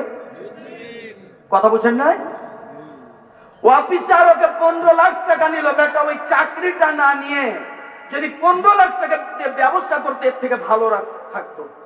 কিন্তু ভাই, চাকরি যে নিল, ওই যতদিন চাকরি করবে 15 লাখ টাকা জমা করতে পারবে? বলেন না। 15 লাখ টাকা কি জমা করতে পারবে? রিটায়ারমেন্টে গিয়ে পাবে সেটা ভিন্ন, কিন্তু 15 বছর যতদিন চাকরি করবে 15 লক্ষ টাকা এক মুঠে জমা করা সম্ভব? আপনি বাঘের সামনে দিয়েছেন মুরগি দিয়ে ওয়াজ করছেন, দোয়া করি আল্লাহ বাঘ যাতে মুরগি না খায়। আরে পুলিশ কেন জিকির করবে না? পুলিশ তো জিকির করবে, কেন 15 লক্ষ টাকা নিয়ে নির্যাতিত নিপীড়িত হয়ে তাদের হাতে দেশ তুলে দিয়েছি, কিন্তু টাকা নিয়েছে অফিসার কত 15 লক্ষ টাকা। তো পুলিশ তো ট্রাফিক সিগন্যালে দাঁড়িয়ে দাঁড়িয়ে তো জিকির করবে, আল্লাহ হেলমেট ছাড়া হুন্ডা দাও, হেলমেট ছাড়া হুন্ডা দাও, আল্লাহ মাইক্রো ড্রাইভিং ছাড়া মাইক্রো চালু পাঠাও, কারের ড্রাইভারকে পাঠাও আল্লাহ, যাতে ও ড্রাইভিং লাইসেন্স আর গাড়ির কাগজ যাতে বাড়িতে ভুলে রেখে চলে আসে। ওই তো এই দুয়াই করতে থাকবে। কি কথা ঠিক আছে না? কেন দোয়া করবে বলেন তো? 15 লাখ। আর এটা বুঝার জন্য বলছি, আপনি আমি যদি ভালো থাকতে চাই, এখন আমি হুজুরও যদি ধরা পড়ে যায় তো শ্রদ্ধা নিয়ে আমাকে বলবে যে হুজুর যাই যখন ধরেছে একটু সম্মানই দিয়েই যান। কিন্তু এটা কেন করছে বলেন তো? ঠেলার নাম। আসলে তো মানুষটা, ওই পুলিশটা তো অত খারাপ না, ওর অফিসার ওকে করাইছে। এই জন্য বাংলার ভূমিকে যদি পবিত্র করতে হয়, প্রধান কার্যালয়ের অফিসারকে আগে ঠিক করতে হবে, বাকি সব ঠিক হয়ে যাবে। শান্তি পাবেন। ইসলামী রাষ্ট্র যদি প্রতিষ্ঠিত হয় কত শান্তি পাবে আপনি জানেন? আমার মা বোনেরা সম্মান পাবে, আমার যুবক ভাইরা সম্মান পাবে। আমার যুবক ভাইরা আজকে তো সম্মান পাই না, ওদিকে পুলিশ জিকির করছে হেলমেট ছাড়া পাঠাও আল্লাহ, আর এদিকে যুবক শুধু চিন্তা করছে আমার লাইসেন্সও নাই, কিন্তু গাড়ি চালাইতে একটু ভাব নিতে হবে, তো বাইপাসের রাস্তা আছে গো, ওখানে চাই চাপাইতে ঢুকে সেবা ক্লিনিকের বাম দিয়ে বাইপাস খুঁজে, আবার যখন বিশ্ব রোড যাচ্ছে দেখছে ফের ট্রাফিক সিগন্যাল। কথাগুলো বুঝার জন্য বলছি, আর কথা বলবো না, লম্বা কথা বলবো না, বিরক্ত হচ্ছেন নাকি? দেশের শান্তি যদি পেতে চায়, ওই ফাতেমা আর খাদিজার ওয়াজ করে শুধু হবে না। যুবক কত ভয় পাচ্ছে, আহারে যে পুলিশটা দাঁড়িয়ে আছে ও তো পোশাক গায়ে দিয়ে দাঁড়িয়ে আছে, ওর হাতে দিয়েছি দেশ, আসলে কিন্তু প্রচুর ভূমিকা রাখছে। কিন্তু ভাই ওই কি করবে, 15 লাখ টাকা নিয়েছে আর বেতন হচ্ছে মাত্র 20,000 টাকা, এ তো টাকা তুলতে পারবে না রে ভাই, না খেয়ে মরে যাবে। এই জন্য ওই এদিকে দোয়া করছে আর আমাদের যুবকেরা খালি বাইপাস খুঁজছে। এই জন্য আলহামদুলিল্লাহ আল্লাহরই দয়া, শহরে বাইপাস রাস্তার অভাব নাই। সেবা ক্লিনিকে উঠেছে দেখছে আবার ওই যাই জমকে ভয় করছিলাম ওই জমি আবার এ বামে চলে এসেছে, ওখান দিয়ে ফলের রাস্তার সামনে ঘুরিয়ে এবার নিউ মার্কেট দিয়ে প্রফেসর পাড়া দিয়ে এবার উঠেছে যে সার্কিট হাউসে, ওখানে যাই দেখছে এবার সেনাবাহিনী এখন দাঁড়িয়ে আছে। তো সেনাবাহিনী তো ঘুষ ঘাস খায় না, এটা আপনারা জানেন? হ্যাঁ, সেনাবাহিনী কিন্তু খায় না, এরা সত্যি খায় না। কিন্তু যুবক এদিকে বাইপাস, সেনাবাহিনীকে দেখে মায়ের ভয়ে যুবক পালাইছে আর এক বাইপাস খুঁজতে খুঁজতে খুঁজতে এবার কোর্ট দিয়ে ঢুকেছে, অক্টাই মোড় পার হয়ে আবার গোদা গাড়ি যাবে, ফের বিশ্ব রোডে চৌরাস্তায় দেখছি এবার 4টা সাংঘাতিক কোয়ালিটির একবারে ফার্স্ট ক্লাস অফিসার দাঁড়িয়ে আছে, পাইলে ভাকাম করে বলবে 4 দিকে 2টা চাকার পুরো গাড়িতে চলে যাবে। না এগুলো হাসির জন্য বলছি না, আজকে নিরাপত্তা নেই তো। আরে ভাই, আমার ওই পুলিশ ভাইয়ের জন্য আমার ব্যথা লাগে, আমি শহরে থাকি আমার দয়া লাগে। এখন বর্তমানে পুলিশেরা প্রায় রাত 9টা পর্যন্ত ডিউটি করছে, যাদের হাতে দেশ সংরক্ষণের দিলাম ও অফিসার, তুমি একটা কনস্টেবল পদের চাকরি দিয়ে 15 লক্ষ টাকা তুমি খেয়েছো, আর বাঘের সামনে তুমি মুরগি দিয়ে বলছো ভালো ব্যবহার করো, বাঘ খবরদার মুরগি খেও না। অফিসার যতই তুমি ওই কনস্টেবল একজন পুলিশকে যতই তুমি ওয়াচ করো না কেন, তুমি তো অফিসে বসে একটানা তুমি 15 লক্ষ খেয়েছো, আর যাকে তুমি ওয়াচ করেছো যতদিন যে জেলায় যে সেক্টরে চাকরি করবে খেতে খেতে এত বেশি খাবে, তো গুণা তো তার হবে না। তুমি যে 15 লক্ষ টাকা নিয়েছো সব গুণা বাংলার জমিনে যে প্রধান অফিসার খেয়ে উশৃঙ্খল করছে, শৃঙ্খলাবোধ রক্ষা করছে না, যত কনস্টেবল পদে চাকরির জন্য যাদের হাতে দেশ আমরা ভাবছি সংরক্ষণ হবে, তাদের কাছে এত টাকা নিয়ে বলছি দেশ ভালো থাকবে থাকবে না, যত টাকা ঘুষ খেয়েছে সবের দায়িত্ব হচ্ছে প্রধান বিচারপতির, প্রধান দায়িত্বশীল যিনি বসে আছে, সব গুনাহ আর মাথায় আল্লাহ তাআলা দিয়ে ভরপুর করে একে নরক পর্যন্ত পৌঁছিয়ে দিবেন ইনশাআল্লাহ। এটা কেন বলছি? কিভাবে বাংলা আজকে মানুষ প্রশ্ন করে, এত ওয়াজ হচ্ছে মানুষ হেদায়েত পায় না কেন? হেদায়েত পায় না কেন? সুবিধাবাজ ওয়াজ করে আর কাজ হবে না। এই যে মানুষ একটা কথা বলে না, হাদিস আছে, এক জুমা থেকে তৃতীয় জুমায় যদি আপনি নামাজ পড়েন, এ জুমাতে একবার পড়লেন, সামনে জুমায় একবার পড়লেন, এ 2 জুমা যে পড়বে মধ্যখানে যা গুনাহ হয়েছে সব মাফ করে দিবে। তাহলে ইমাম সাহেবেরা সব এরা শালা, এরা কি? এগুলো হচ্ছে সুবিধাবাদ ওয়াজ, এগুলো কি? তাহলে যদি সব গুনাহ মাফ করে দেয়, তাহলে আমি 5 ওয়াক্ত নামাজ কেন পড়াচ্ছি রে ভাই বাপ মাকে ছেড়ে? আর আমার পিছে যেটি 5 ওয়াক্ত পড়ছে সেটি কেন এত কষ্ট করে শীতে কাঁপছার মসজিদ আসছে কেন বলে? এটা কোনোদিন এই কথা রাইট? এ কথা রাইট? এই জন্য পরিশেষে চলে এসেছি, আর কথা লম্বা করব না, 10টা মিনিট মাত্র কথা বলবো, থাকবেন কিনা বলেন? না রে তাকবীর। আর মাত্র 10 মিনিট কথা বলবো।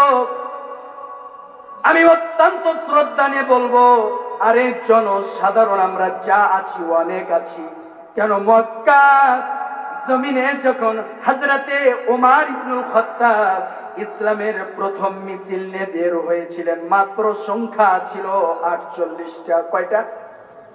ওমরের মতো বীর পুরুষ আল্লাহ নবীকে বলছেন, নবীজি আল্লাহ পাক আপনার দোয়ার ওসিলায় আমাকে ইসলামের ছায়া তলে জায়গা করে দিয়েছে, আপনি আমার জন্য মক্কার জমিনে দোয়া করে দেন। আপনি যদি ওমরের জন্য দোয়া করে দেন, আল্লাহর কসম করে বলছি আমি ওমর মক্কার সমস্ত কাফেরের জন্য একাই যথেষ্ট এবং বীর পুরুষ হয়ে দাঁড়াবো। বলেন আল্লাহু আকবার। এই জন্য আমার যুবক ভাইদেরকে বলবো, আমাদের চেতনা থাকতে হবে ইসলামকে প্রায়োরিটি দিতে হবে। যতদিন পর্যন্ত ইসলাম বাংলায় অনুষ্ঠিত আর কায়েম প্রতিষ্ঠিত না হবে, ততদিন মানুষ শান্তিতে থাকতে পারবে নাকি? আচ্ছা, আরেকটা কথা না বললেই না, নেতা যদি আল্লাহর দিকে না ডাকে, তাহলে এগুলো সব মানুষ থাকবে নাকি অমানুষ? মানুষ না অমানুষ? আপনারা তো আমার অনেক বাবাজি বয়সী আছেন, আপনারাই বলেন তো, যত মিটিং মিছিল হয় এই নেতাগুলোকে একবার বলে যে তোমরা সবাই নামাজ পড়েছো? বলে? ওর মিটিং এর টাইম হচ্ছে আসরের নামাজ, ওর মিটিং এর টাইম হচ্ছে, নেতার মিটিং 12টা 50 কয়টা? নেতা কিভাবে বলবে রে ভাই নামাজের কথা? ওই তো ওযু করতেই জানে না, বুঝেন না? ওই যখন ওর যতগুলো চান্ডা পান্ডা আছে, ওকে হঠাৎ করে নেতাকে জানে যে এই তো খুব দামি নেতা, চাই একদিন টয়লেটে দেখছে দাঁড়িয়ে মুছছে, কি করছে? তখন ওরা সংগঠন করে বলছে, আরে নেতা যদি এত রোমান্টিক হয় তাহলে আমরা ময়দানে গিয়ে ঘুরে ঘুরে মুছবো, সমস্যা কি? বাস্তব কথা বলছি। নেতা, সমাজের নেতা যদি ভালো হয়, আমাদের এই যে কমলাকান্তপুরে যদি একজন নেতা ভালো হয়, ওই নেতা যদি আল্লাহ পাককে ভয় করে, পুরা কমলাকান্তপুরবাসী আরামে থাকবে, নিরাপদে থাকবে, কোনো সন্দেহ নেই। কথা বুঝতে পেরেছেন? এই জন্য পরিশেষে একথাই বলবো, দুনিয়ার জীবনে কেউ থাকতে পারবো না, একদিন পৃথিবী ছেড়ে চলে যেতে হবে। এমন স্থানে চলে যাব, এমন জায়গায় চলে যাব, আর কোনোদিন আমরা ফিরে আসবো না। কিন্তু ওখানে যাওয়ার পূর্বে প্রস্তুতি গ্রহণ করতে হবে, কি হবে না? এই জন্য উপস্থিত আমার বাবাজিদের বলবো, পর্দার অন্তরালের মা বোনদের বলবো, ও আমার মা বোনেরা, দুনিয়াতে এমন সন্তান রেখেছেন মা,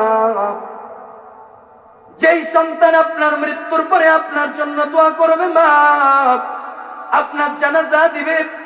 আজকে এই দৃশ্য দেখে আমার কলিজা শান্তি হয়ে গেল, তাদের অভিনয়টা দেখে মনে শান্তি পেলাম। এত সুন্দর নিদর্শন মা, আপনি কত ভাগ্যবান মা, আপনার মৃত্যুর পরে আপনার সন্তান আপনার জানাজা দিবে, আপনি কত বড় ভাগ্যবান। অতীতের যত বড় বড় ইমাম দেখবেন মা, ইমাম বুখারী রাহমাতুল্লাহি আলাইহি, ইমাম মুসলিম রাহমাতুল্লাহি আলাইহি, যাদেরকে আপনি দেখবেন মা, যাদের ইতিহাস পড়বেন মা, এদের মা গুলো ছিল বড় ভালো মানুষ, এদের মা গুলো ছিল বড় সত্যবাদী, এদের মা গুলো ছিল বড় আল্লাহ ভীরু মা। একটি কথাই বলবো, ইমাম বুখারীর মা কত বড় সতী নারী। এই দুনিয়ার মায়েরা, ও আমার পর্দার অন্তরালের মা, যারা মা বোনেরা উপস্থিত হয়েছেন, ইমাম বুখারীর মা তো আমাদের এই মা বোনদের মতোই মা ছিল, কি বলেন? আপনাদের মতো ইমাম বুখারীর মা, ইমাম মুসলিমের মা জীবন কত ধন্য, জগৎ বিখ্যাত আলেম হয়েছে। কিন্তু আজকের এই প্রেক্ষাপটে আমার মায়েরা এখন অনেক বুঝতে শিখেছে। এরপরেও কিছু মা বোনি এমন রোমান্টিক আর মডার্ন আছে, পেট থেকে নিয়াত করছে, যদি আমার পেটে একটা সুন্দর সন্তান হয় তাইলে তাকে মাইকেল জ্যাকসন বানাবো। কি বানাবো? এই নিয়াত যে পেটে করেছে, পেটেই প্রভাব পড়ে গেছে। কথা বুঝেন না? আমি বুঝিয়ে দিচ্ছি। মা নিয়াত করছে, ওই সন্তান পেট থেকে বের হয়েই বলবে। কেন? মা যদি সন্তানকে পেটে রেখে কি ছবি দেখে? কি ছবি? কিরণমালা। বুঝে গেছে? এখন মা যদি সন্তানকে নিয়ে কিরণমালা দেখে, ওই মায়ের পেট থেকে সন্তানটা বের হয়ে বলবে, মা আর দেরি না, আমি ডাইরেক্ট মাইকেল জ্যাকসন হয়ে যাবো। কি বলবে না? এই জন্য মা, ইমাম বুখারীর মা, যখন ইমাম বুখারী সবেমাত্র ইমাম বুখারীর মায়ের পেটে আসলো, তার নাম ছিল মুহাম্মদ।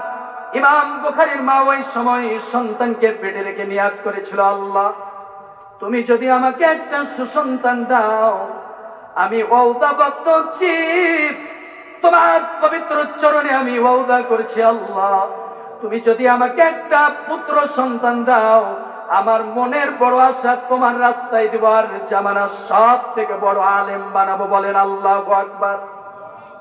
ও আমার পর্দার অন্তরালের মা, ইমাম বুখারীর মা, যখন সবেমাত্র ইমাম বুখারী পেটে এসেছিল, মুহাম্মদ পেটে এসেছিল, পেটে আসা মাত্রই ইমাম বুখারীর মা আল্লাহর কাছে দোয়া করেছে, নিয়াত করেছে, আল্লাহ আমাকে যদি একটা পুত্র সন্তান দাও, আমি তোমার রাস্তায় দেব, জামানার সব থেকে বড় হাদিস বিচারক বানাবো। আল্লাহ দরবারে কবুল হয়েছে। আল্লাহ সুন্দর একটি সন্তান দিয়েছে, কিন্তু মায়ের মনে তো বড় আশা, জামানার বড় আলেম বানাবো, কিন্তু জন্মগ্রহণ করার সাথে সাথে দুইটি চোখ অন্ধ। বলেন সুবহানাল্লাহ। আল্লাহ পাকের অলৌকিক ঘটনা। ইমাম বুখারীর মা পেরেশান হয়ে যাচ্ছে, অস্থির হয়ে যাচ্ছে। কেন? বড় আলেম হওয়ার জন্য, হাদিস বিচারক হওয়ার জন্য শর্ত কি বলেন? শর্ত কি? চোখ তো শর্ত, আমাদের দেখার জন্য শর্ত কি? ইমাম ও আমার বাবাজিরা কান খাড়া করে শুনে নেন। ইমাম বুখারীর মা বুখারীকে পেটে নিয়ে নিয়াত ভালো করেছিল নাকি খারাপ? বলেন ভালো না খারাপ? ভালো নিয়াত করার পরে ইমাম বুখারী অন্ধ অবস্থায় জন্মগ্রহণ করলো পৃথিবীতে। মা বড় পেরেশান হয়ে গেল, আল্লাহর কাছে লম্বা সময় ধরে কাঁদছে। আল্লাহ মনে বড় আশা, সন্তানকে জামানার সব থেকে বড় আলেম বানাবো, কিন্তু তুমি তো চোখ দাও নাই, কেমনে বড় আলেম করব? এভাবে মা রাতের পর রাত, দিনের পর দিন, মাসের পর মাস, বছরের পরে বছর লম্বা সময় তাহাজ্জুদের নামাজ পড়ে কাঁদছে। এ কথা এই জন্য বলছি, মা যদি ভালো হয়, আব্বা যদি ভালো হয়, সন্তান ভালো হবে, কোনো সন্দেহ নাই। এমনই ভাবে লম্বা সময় কাঁদতে কাঁদতে ইমাম বুখারীর মা একদিন তাহাজ্জুদের নামাজ পড়ে শুয়ে গিয়েছে। হঠাৎ স্বপ্নে যোগে ইমাম বুখারীর কাছে হযরতে ইব্রাহিম নবী হাজির হয়ে গেছে। বলেন আল্লাহু আকবার।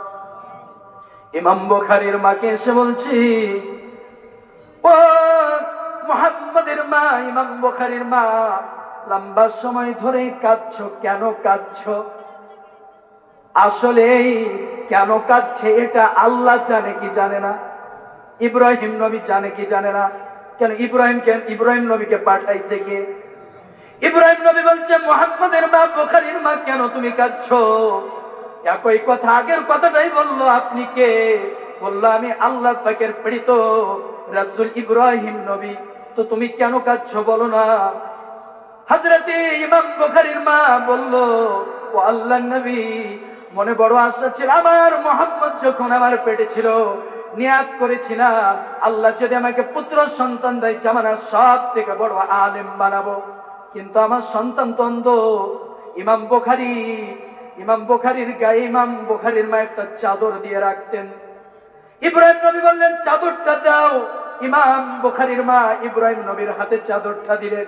কি পড়ে জানি ফুং দিলেন, আর ফুং দিয়ে বললেন, তোমার সন্তানের চোখে লাগাও, এটা স্বপ্নে দেখছে। স্বপ্নের মধ্যেই চোখের মধ্যে লাগাইলো। লাগানো মাত্রই ফজরের আজান হয়ে গেল। ইমাম বুখারীর মায়ের ঘুম ভেঙে গেল। ঘুম ভাঙার সঙ্গে সঙ্গে দেখছে আল্লাহ তাআলা আমার মুহাম্মদ ইমাম বুখারীর দৃষ্টি শক্তি আল্লাহ ফিরাইয়া দিয়েছে। ইমাম বুখারী মাকে বলছে, মা, এতদিন যাবৎ আপনার মুখখানা জীবনে দেখি নাই, আজকে প্রাণ ভরে দেখে নিলাম মা। দুনিয়া দেখি না, আজ দেখে নিলাম। পরিশেষে বলছি, মা, যদি ভালো হয়, যে দোয়া করবে কবুল হবে, তবে নিয়াত ভালো করতে হবে। কি ভালো করতে হবে? এই জন্য আজকে উপস্থিতি আমার মা বোনদের বলবো, মা বোন যারা এসেছেন, যারা বিবাহিত, আজ থেকে খাঁটি নিয়াত করবেন, আল্লাহ যা সন্তান দিবা তোমার পথেই দিব। সম্মান বাড়াই দিবে কে? ওই ইমাম বুখারীর মায়ের শেষ কথা বলছি। মায়ের দোয়া, ইমাম বুখারীর দৃষ্টি শক্তি, চোখের পাওয়ার আল্লাহ এত বেশি বাড়াইয়া দিয়েছিল, আকাশে তারকার আলোতে বসে বসে তিনি হাদিসের কিতাব পড়তেন। বলেন আল্লাহু আকবার।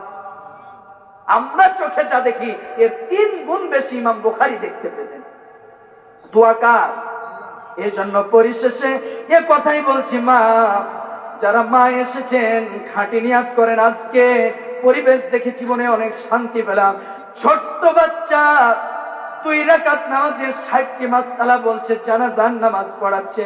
ও মা আপনি কত বড় ভাগ্যবান মা, ও বাবা আপনি কত বড় ভাগ্যবান বাবা, ও মহল্লাবাসী আপনারা কত ভাগ্যবান যে আপনাদের এই প্রতিষ্ঠানে একজন মাত্র 4 বছরের মেয়ে হাদিস বলছে, নবীজির হাদিস বলতে পারছে, জানাজার নামাজ পড়াতে পারছে।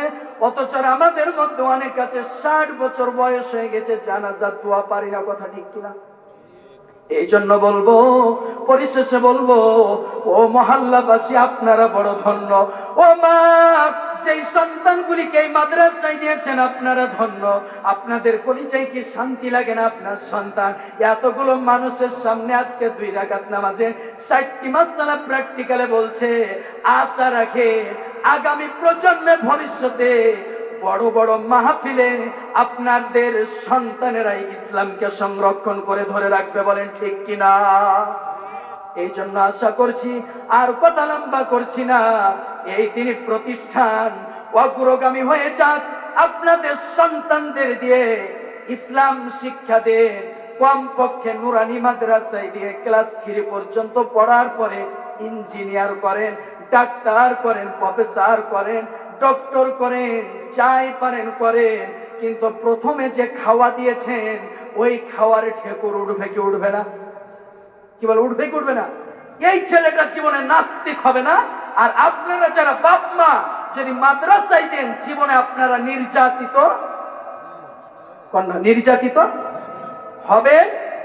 বিশ্বাস করেন না? বিশ্বাস করেন না? আমার জীবন থেকে নেন। যেমন আমার আব্বা আম্মা, এই দুনিয়াতে শ্রেষ্ঠ আব্বা আম্মা যে আমার পক্ষ থেকে আমার লাইফে আমার আব্বা আম্মাকে একটা ছোট্ট কথার মাধ্যমে আমি কষ্ট দিই নাই, আলহামদুলিল্লাহ। এর থেকে বড় নিয়ামত কি নেব? আর আমার জীবন থেকে আমি একটা কথা বলবো, যে কথা না বললেই না। আমার আব্বা আর আমার আম্মা আমার জন্য, আমাকে নিয়ে আমি দাবি করে বলছি আপনাদেরকে বুঝার জন্য, আমার আব্বা আম্মা আমার জন্য যে পরিমাণে দোয়া করেছে, আর আমার জীবনের সব টাকা পয়সা দিয়ে আমি আমার আব্বা আম্মার জন্য যে পরিমাণে খেদমত করেছি, সব টাকা খরচ করে দিই, এরপরেও মনে হচ্ছে বরকত আর বরকত। বলেন না আল্লাহু আকবার। বরকত আর বরকত। আব্বা আম্মার খেদমত করি তো কলিজাটা ভরে যায়, ব্যথা লাগে। এক সময় আমাকে খাওয়াইছে, আজকে আমি তাদেরকে খাওয়াচ্ছি, কলিজাটা ভরে যাচ্ছে, আমার জন্য দোয়া করছে, আর বলছে মরে গেলেও আফসোস নাই। এর থেকে কি আমার জীবনে আর চাওয়া পাওয়া কিছু আছে? তো আপনাদের সন্তানেরাও, আপনারা একদিন তাদের কাছে সন্তান হয়ে যাবে। আপনাদের যদি এই রকম ভূমিকা রাখে, আপনাদের যদি ভাবে ভালোবাসা দেয়, তো দুনিয়াটাই কি জান্নাত হয়ে যাবে না? কি বলেন, হবে কি হবে না? এই জন্য আর কথা লম্বা করছি না, এই মাদ্রাসার মঙ্গল কামনা করছি। এবং যারা এসেছেন হৃদয়বান ভূমিকা দিয়ে, আমার মা বোনেরা যারা এসেছেন, সবার কাছে আমি একটা দাবি রাখছি, আপনাদের সন্তান সন্ততিদের এই পাঠাগারে পাঠিয়ে আপনাদের সন্তানদেরকে কোরআনের আলো দিয়ে এই বডিকে কে কে আলোকিত করতে চান, একবার আল্লাহকে হাতটা তুলে গভীর রাতে দেখান। নারে তাকবীর। আল্লাহ কবুল করে নেন। বলেন আল্লাহু আকবার। আল্লাহ কবুল করে নেন। আপনারা সবাই এই প্রতিষ্ঠানের জন্য ভূমিকা রাখবেন তো? জোরে করে বলেন না, রাখবেন তো? আমার মা বোনদেরকে বলবো, আপনাদের মেয়েটাকে দেন, মেয়ের দাম বেড়ে যাবে। ছেলেটাকে দেন, ছেলের দাম বেড়ে যাবে। মেয়েটাকে দেন, মেয়ে পর্দা করবে, আর পর্দাই তো নারীর সৌন্দর্য। কি কথা ঠিক না? আর কথা বাড়াচ্ছি না, 2টি ছোট্ট হাদিস বলে শেষ করছি। এই দুনিয়াতে একজন নারীর জীবনে সব থেকে শ্রেষ্ঠ সম্পদ হচ্ছে তার স্বামী। কি কথা ঠিক আছে? একজন নারীর জীবনে সব থেকে শ্রেষ্ঠ সম্পদ তার স্বামী। বিপরীত একজন স্বামীর জীবনেও সব থেকে শ্রেষ্ঠ সম্পদ হচ্ছে তার স্ত্রী। কেন? একটি হাদিস বলে শেষ করে দিচ্ছি। উহুদের জিহাদে হামনা বিনতে জাহশ, এই নারীর সাথে নবীজির সাক্ষাৎ হলো। আল্লাহর নবীর প্রথমে তাকে খবর দিল তোমার সন্তান জিহাদের ময়দানে শাহাদাত বরণ করেছে। নারী বলল ইন্না লিল্লাহ। এরপরে সন্তানের জন্য আল্লাহর কাছে মাগফিরাতের দোয়া করলেন, মাফের দোয়া করলেন। এরপরে তাকে খবর দেওয়া হলো তোমার ভাই মৃত্যুবরণ করেছে। উনি ইন্না লিল্লাহ পড়ে তার জন্য দোয়া করলেন। তৃতীয় নম্বরে যখন নারীকে বলা হলো যে তোমার স্বামী জিহাদের ময়দানে শাহাদাত বরণ করেছে, এই জন্য বলছি যখন স্বামীর কথা বলা হলো তার সন্তান মৃত্যুবরণ করেছে, শহীদ হয়েছে, তিনি কোনো পেরেশান করলেন না, আল্লাহর কাছে দোয়া করলেন। কিন্তু যখন বলা হলো তোমার স্বামী জিহাদের ময়দানে শাহাদাত বরণ করেছে, নারী ফুফরে ফুফরে চিৎকার মরে বিচলিত হয়ে কেঁদে উঠলেন। যখন নারী ওই হামনা বিনতে জাহশ যখন এভাবে কেঁদে উঠলেন, আল্লাহর নবী তার এই অবস্থা দেখে সাথে সাথে নবী বললেন ইন্না সাউজাল মারআতি মিনহা লা বিমাকান। নিশ্চয় স্ত্রীর কাছে তার স্বামী সমগ্র দুনিয়ার মধ্যে সব থেকে মর্যাদাপূর্ণ। বলেন আল্লাহু আকবার। পরবর্তী হাদিসে এই জন্য বললাম একজন নারীর জীবনে যেমন স্বামী শ্রেষ্ঠ সম্পদ, একজন পুরুষের জীবনেও নারী শ্রেষ্ঠ সম্পদ। আল্লাহ নবী বলছেন আদ-দুনিয়া কুল্লুহা মাতা ওয়া খায়রু মাতা'id দুনিয়া আল মারআতুস সালিহা। এই দুনিয়াতে যত জিনিস দেখছি সব কিছু সম্পদ, আর এই সমস্ত সম্পদের মধ্যে শ্রেষ্ঠ সম্পদ হচ্ছে একজন নেককারী মহিলা। এই জন্য বলছি ও আমার বাবাজিরাও, আমার যুবক ভাইরা যারা বিবাহিত জীবনে আছেন, স্ত্রীর সাথে সুন্দর ব্যবহার করবেন।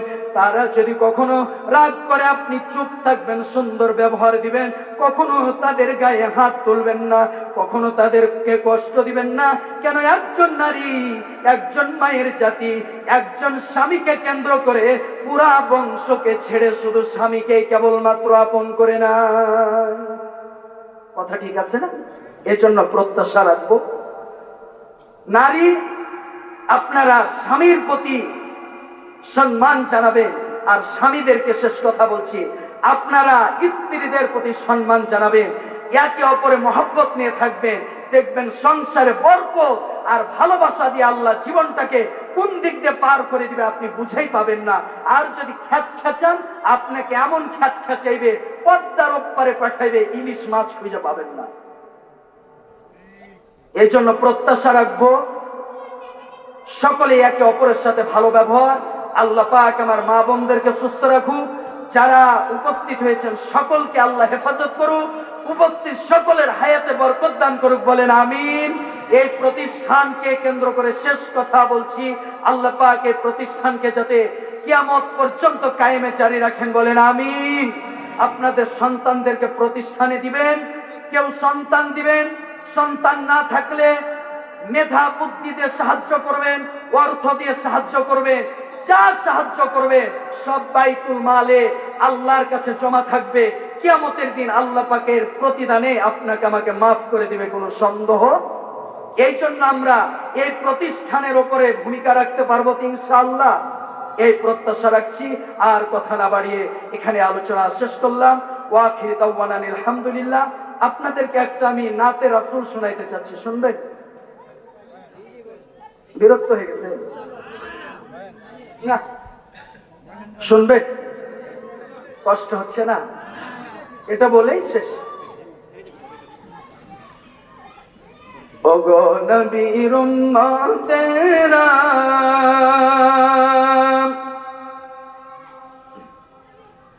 হয়ে আছি দিশাহারা,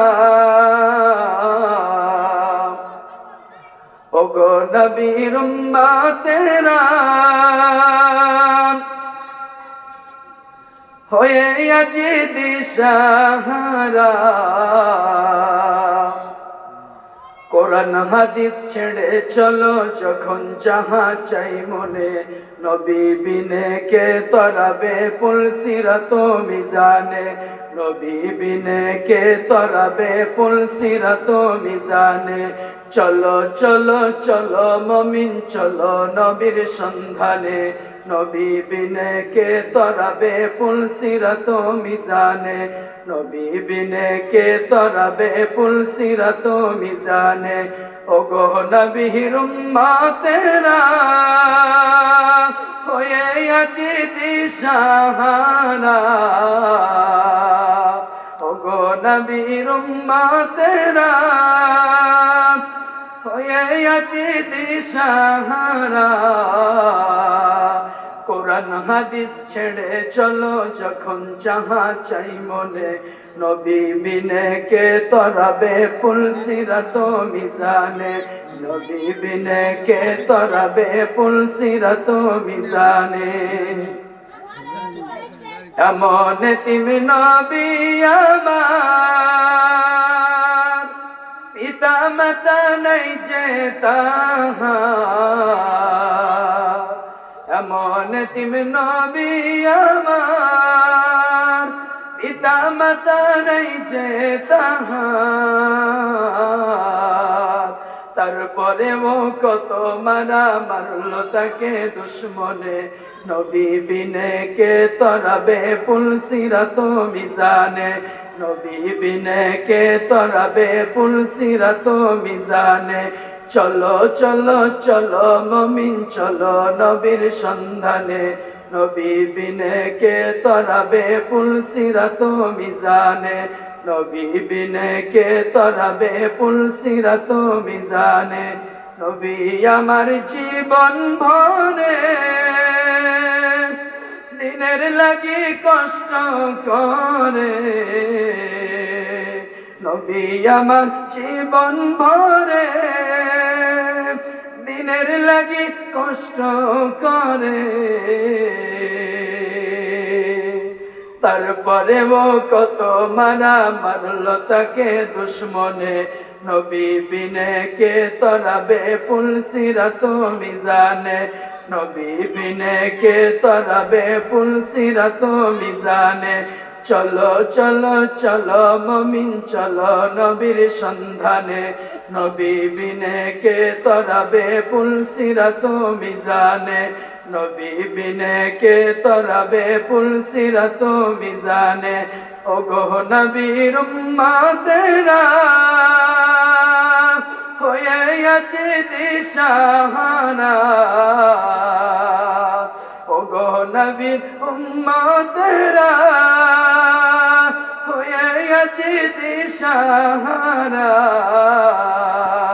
কোরআন হাদিস ছেড়ে চলো যখন যাহা চাই মনে, নবী বিনে কে তরাবে পুলসিরাত মিজানে, নবী বিনে কে তরাবে পুলসিরাত মিজানে, নবী বিনে কে তরাবে পুলসিরাত মিজানে।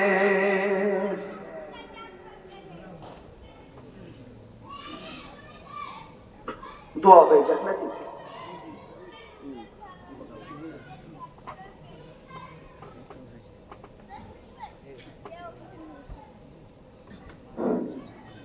মাশাআল্লাহ, কোরআন হাদিস থেকে আমাদেরকে প্রধান বক্তা অতি মূল্যবান বয়ান শোনাইলেন। আল্লাহ তাআলা ওনার জানে মালে বরকত দান করেন, সুস্থতা নসিব করেন। আমাদেরকেও আল্লাহ তাআলা হেদায়েতে কামেলা এবং উত্তম হায়াত আল্লাহ তাআলা আমাদের সকলকে দান করে, সকলে না আমিন। প্রতি বছর এরকম একটা মাহফিল চালু থাক, আমরা চাই কি চাই না বলেন না? এটা একটা সবরে সানি, মুর্দাগণ যারা চলে গেছেন তাদের রুহের মাগফিরাতের জন্য, আমরা যারা আছি আমাদেরকে আল্লাহ তাআলা যাতে আসমানি গজব থেকে বাঁচাইয়া দেন তার জন্য। এজন্য আসলে তো মাদ্রাসার জন্য কোনো কালেকশন আমরা করি না, বিভিন্ন লাইটিং, তারপরে প্যান্ডেল, বক্তাদের খরচ, ওনাদের মেহমানদারি, এই বিভিন্ন খরচ দিয়ে মোটামুটি দেখা যাচ্ছে আপনার এবছর কমপক্ষে 40-45 হাজার টাকা চলে যাবে, যদিও একটি রাত্র। তো গত বছর আমাদের